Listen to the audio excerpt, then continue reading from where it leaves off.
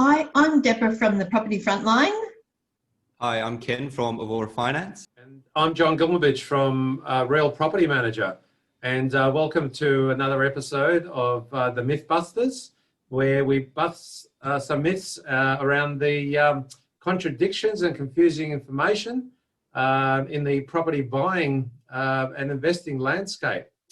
And today's topic is an interesting one. And we're going to be having a look at whether the short-term letting market, and in particular buying property for the strategy of short-term lettings is viable and gives you those returns that they keep telling us about, the amazing returns. So we're going to dive in and have a look at it from an operations point of view. We'll look at the buying strategy itself, and of course, how do the institutions, the banks, financial institutions treat that sort of strategy as well, whether it's any challenges around borrowing and your borrowing capacity when it comes to short-term lettings. So I'm just going to get a presentation up on the screen. And hopefully you can see that okay. Yeah, looks good. All good. Okay, so let's dive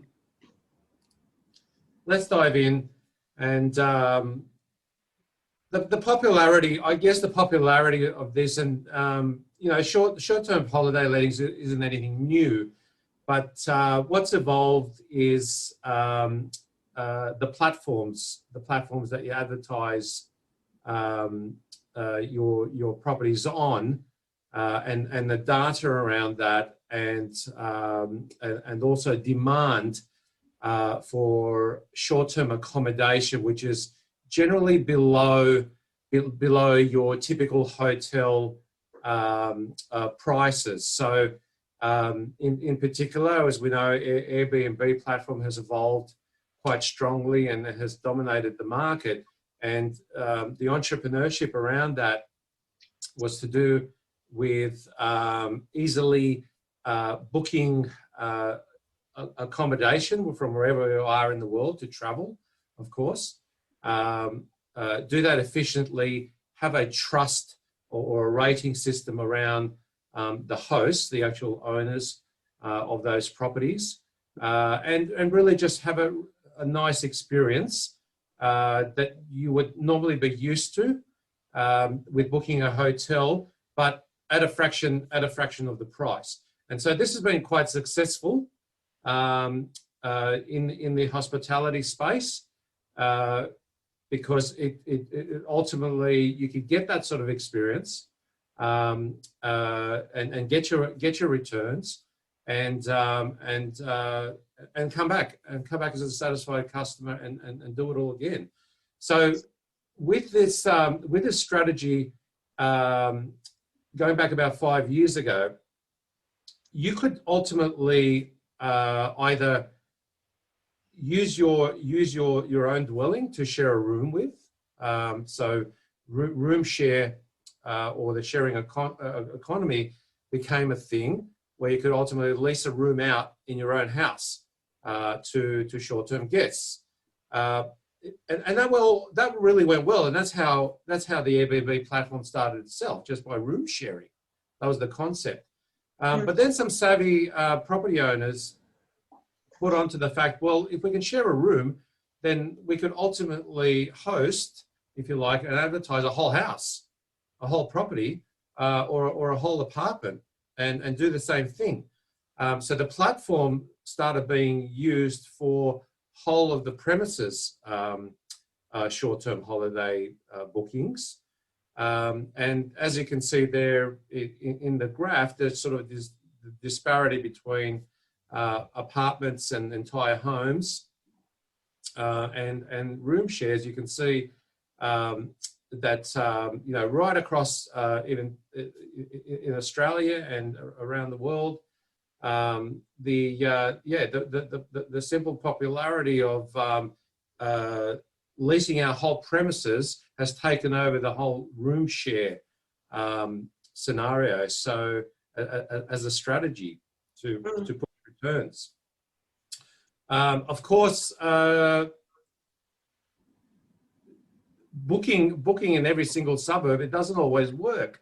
And short-term holiday lettings are specific to any given suburb or locations. The locations are really, really crucial to maximize the returns through bookings and rebookings. And so just giving you an example here in Sydney, some of the suburbs there, there's the top 20 booking suburbs of houses and the apartments.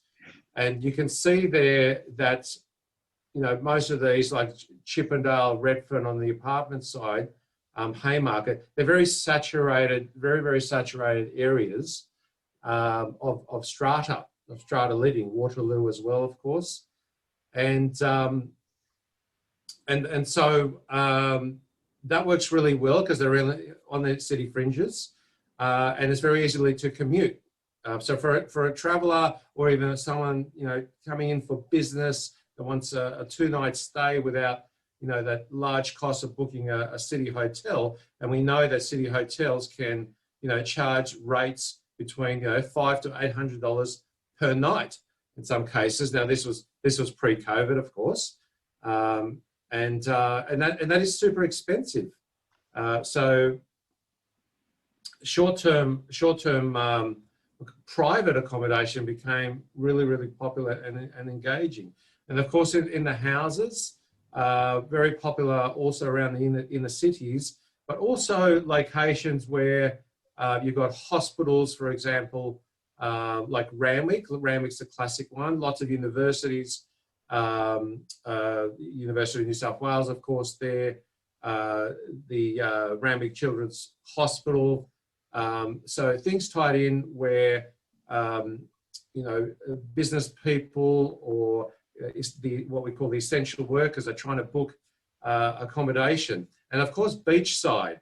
Okay, so beachside suburbs, the classic Bondi Beach, of course, the most popular beach in Australia, very highly booked, but also at the same time very saturated with property that is in the short-term letting space. Coogee Beach, of course, as well.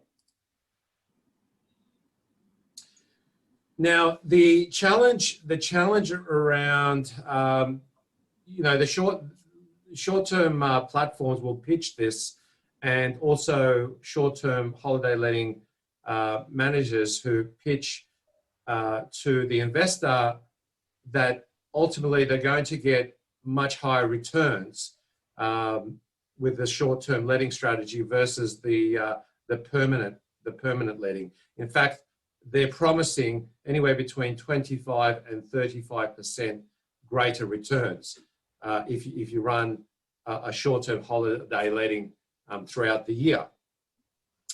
That's all great, and that kind of, I guess, pulls you in to investigate that. I mean, imagine getting 25-30% greater return out of your own property than a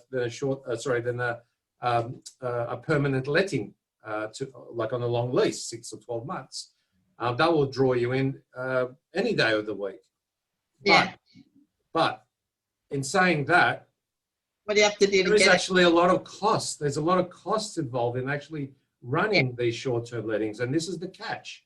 Hosts don't understand or do due diligence and sit down and do the maths around what it actually costs, the actual outgoings in running an operation like this, and the variation can be huge as far as your cost based on a lot of variables, including the type of property you have, how many bedrooms it is, and how many bookings are actually going on. Another thing that's evolved in the short-term holiday letting space is that up until about 2 years ago, there were actually no rules or regulations around doing private holiday lettings. And so with an unregulated industry comes all sorts of problems that occur, and in particular in strata living, this was more prominent, where some homeowner living in an apartment, or even the tenant that's a permanent resident, were living next door to basically party houses or party apartments where holidays were being booked, or stag parties, or birthday parties, or overnighters, or hens nights, and that got out of control. There was major problems, major breaches, noise problems, even deaths. People falling off balconies. So this falling all down became, people falling down the stairs, people acting, misbehaving in common hallways, running naked through common hallways, and jumping in swimming pools at unsavory hours, and the whole thing just became a mess. So government had to step in and put down a framework, which is now in New South Wales. New South Wales led this initiative through fair trading, and we now have a set of rules called the Code of Conduct for short-term holidays lettings, as well as there are now laws in relation to the planning and environment laws as well, which restrict, which put restrictions on what you can't do with that property, and how a host or their agent behaves and manages their own property. So these rules of conduct are now in effect. They do have a two-strike system as well. So if you're doing the wrong thing and there are complaints, for example, in the Strata complex, the owner's corporation can shut you down. And now there will be a public register, which is now getting built as well. There'll be a public register to basically name and shame bad hosts that keep doing the wrong thing, as well as the guests as well, who register these things. So the penalties are quite serious, as you can see, up to $1.1 million for corporation breaches. So if you're running your property as a company or a trust, or inside your super fund, that's a corporation. So up to $1.1 million in breaches now for doing the wrong thing. As mentioned, strata disturbance. Your lifestyle and living in strata also became an issue. It's very easy to set up, a short-term holiday letting inside a strata apartment.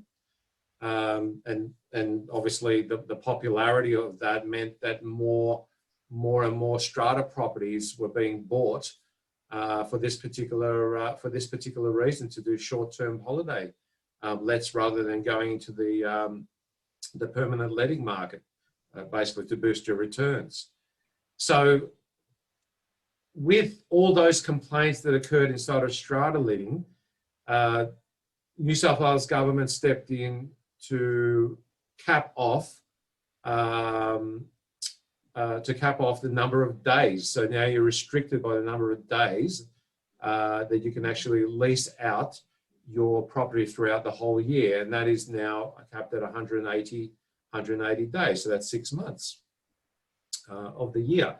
So as well as bylaws. Okay, you've got bylaws in place that at times are challenged, but by majority rule, an owner's corporation can shut down the short-term letting operation. As well as we've got planning, planning rules with the around what you can and can't do with your property that may be in breach. So some councils will have a blanket rules of not allowing short-term holiday lets, and some will be more relaxed about it. So Good luck. we've got all these rules, we've got all this legislation now that govern this strategy, and so it has become more challenging, and also at the same time just to weed out the operators who are not doing the right thing and following rules and causing a bit of havoc in this space. Now, the other big thing that we forget is that earning an income from room sharing or short-term holiday lettings is an income. So it's liable for tax, and operators tend to forget that. You know, the cash in hand sort of days are pretty much just about over. And of course, if you're using booking platforms, everything is tracked.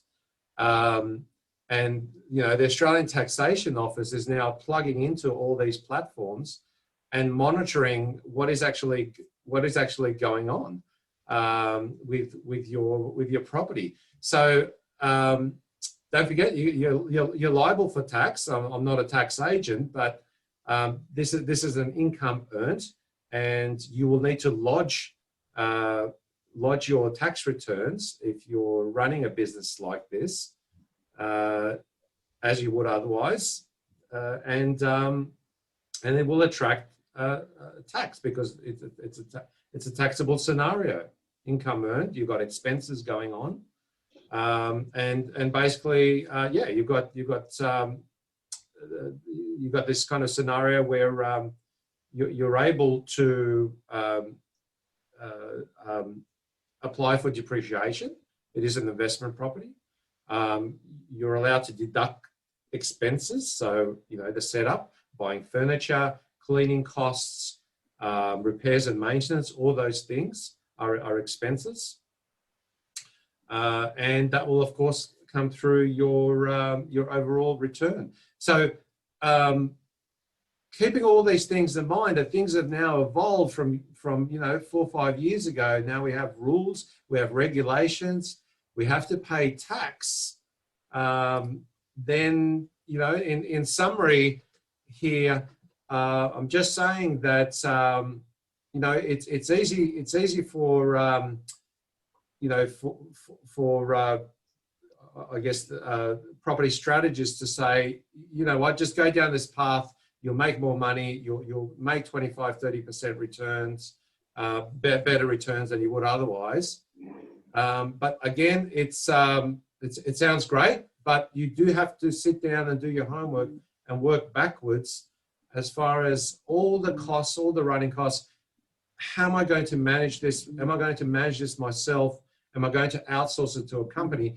And short-term letting companies, they're different to your typical property manager in that they will be charging 3 to 4 times the average management fee. So you're actually looking at around 15 to 25% in some cases management fees, because there's actually a lot more work involved and there's a lot more turnover of occupants, rather than just having one tenant for 6 or 12 months, and hence there's a massive difference in the management fee.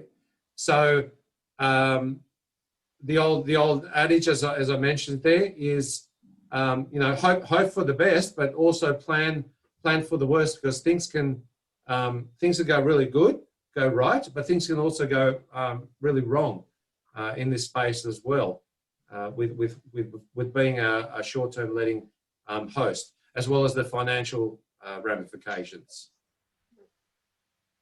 Yep, that sounds good. Right. Thanks, John.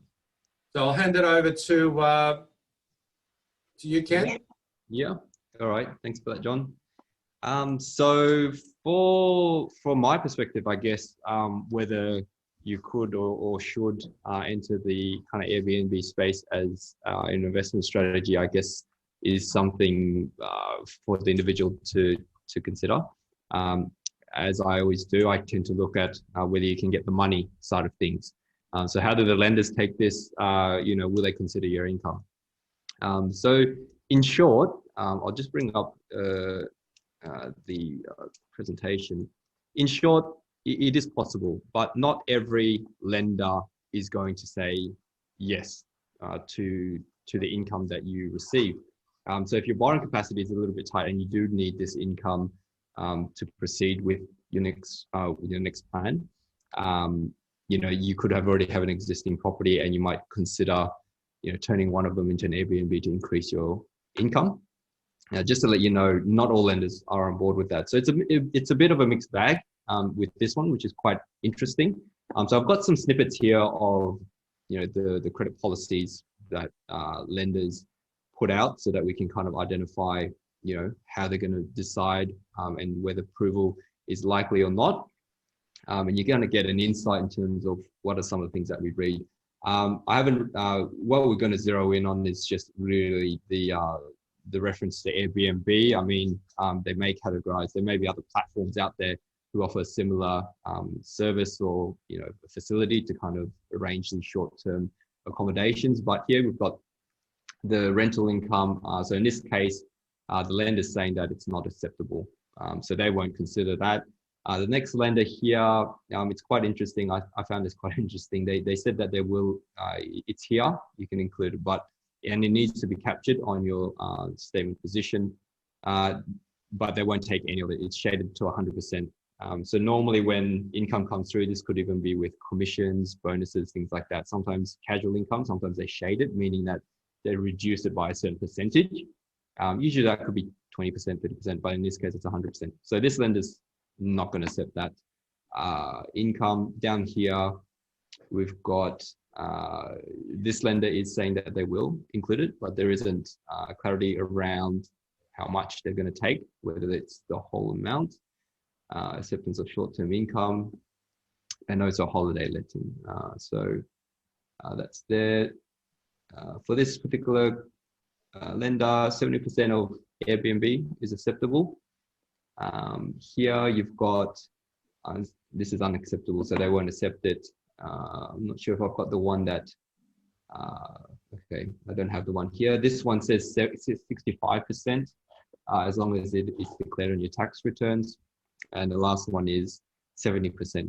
There was another lender, when I was going through the research, there was another lender who kind of treated it like a self-employed scenario. So you would need 2 years tax return showing the rental income for that period. And I'm assuming they're going to take the average of the two.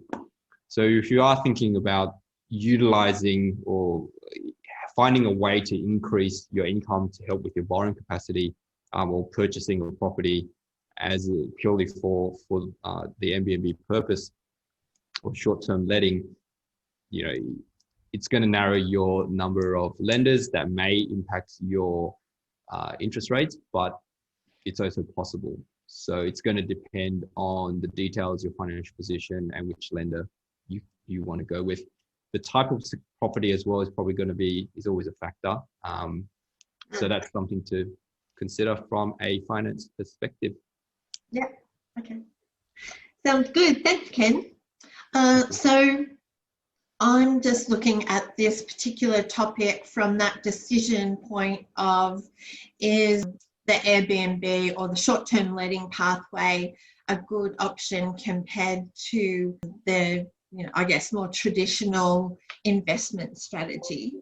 So thinking about the different categories. So let's talk about the income side of things. Certainly with the short-term letting, there's clearly an opportunity to make more money, but whether that's consistent income or not really can come down to the host and how much kind of effort you want to put into that.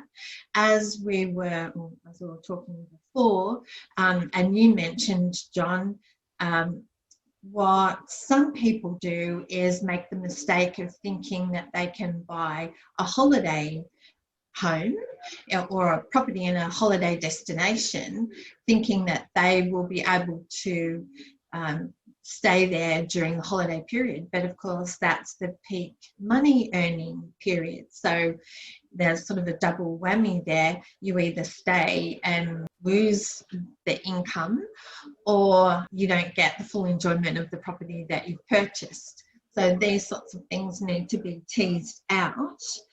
On the flip side of that, while you might make more money, as you mentioned, John, there is a lot more costs involved, and I don't think people really delve into that as much as they should. And also in earning the income, it can take quite a build up. So it's not like you just put out your single, advertise, and the money comes. You know, you might be looking at bookings that might be 6 months ahead, 12 months ahead. So it's not as rosy and easy as the marketing makes it out to be. The other point is tenant quality.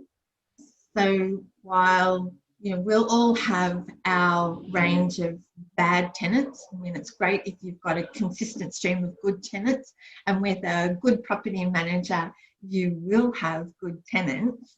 But if you think about the fact that there's always going to be some problem people, if you've got a short-term letting property, at least if you've got a bad tenant, you can get rid of them pretty quickly. Whereas if you've got a more traditional type of tenancy arrangement, it'll mean that it's quite difficult to get, I don't want to say get rid of, but that's the term I'd use, to end the arrangement with the tenant. So yeah. So I wouldn't just firstly just clarify.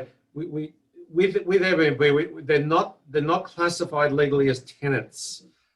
So the legal definition of a short-term stay is a stay which is up to 3 months.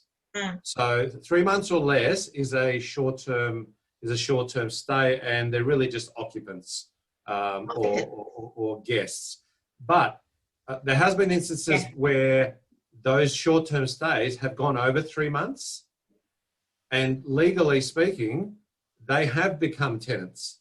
And that causes all sorts of issues, because they fall under a different sets of rules and legislation that called the Tenancy Act. So a lot of hosts are being caught out that way as well, and all of a sudden it becomes difficult to move those tenants on.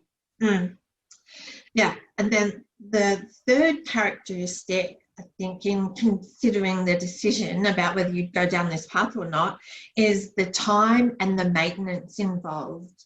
So with a short-term tenancy, short-term letting, Holiday let, you know, you really need to keep your property maintained to a very, very high level. A lot of money in cleaning, usually want industrial grade cleaning, because a bad review can just absolutely ruin your business. Whereas if you go down the more traditional path, it's much more low time invested, largely because you'll have a property manager to do it for you. And the maintenance, while you're still required to maintain your property to a good level, it's not to the stratospherically high level that you would be required to in a successful short-term letting business. And then there's the risk. Really, it would come down to, I think, the property that you were, using for your business, as to the swings and roundabouts with the risk. It's certainly something that really a lot of people tend to negate, or they don't think about it, and it should be one of your key decision-making factors. So in summary, from my perspective, looking at some tips to making this decision, if you've already got a property and you're thinking about switching it to the short term, letting option, whether it's like the entire property or whether it's a room, really sit down with a piece of paper, pros and cons, looking at the cash side of it, but also at the time and maintenance things, so things that you wouldn't normally allocate funds to, and think about the practicalities of it.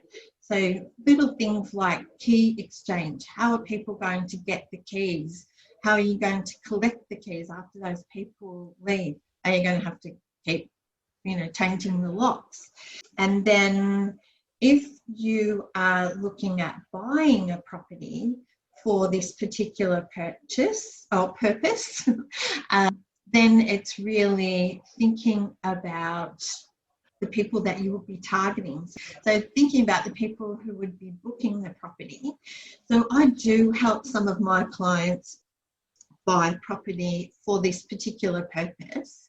And a few years ago, it was very, very popular to buy an older apartment in places like Potts Point, where you could do a little bit of renovation, so get a bit of an equity uplift, and then put it on the short-term letting market.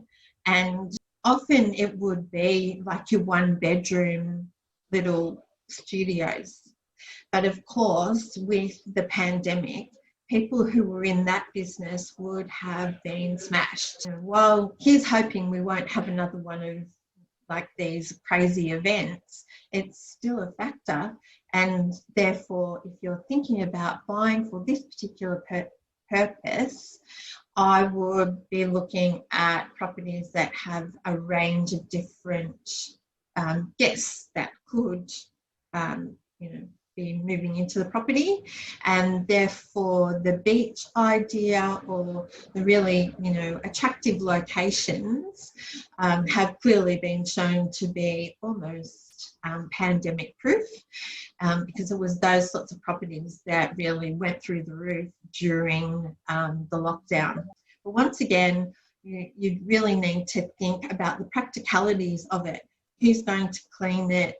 Who's going to do that key drop off, etc., and the general, Are you prepared to be woken up at midnight because their hot water is not working? Well, then, yeah. Yeah, if you're going to manage a couple of extra properties, that's definitely something to think about.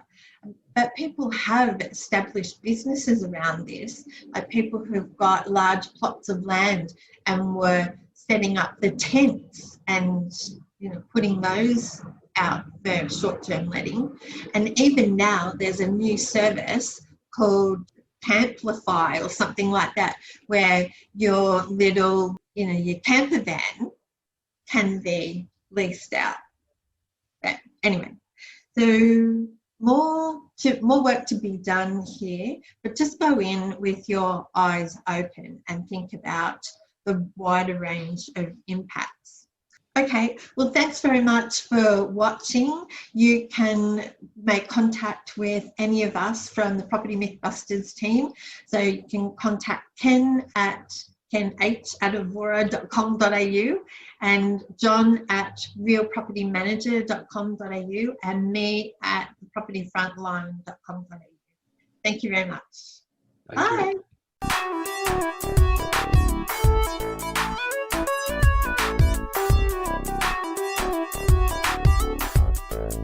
You.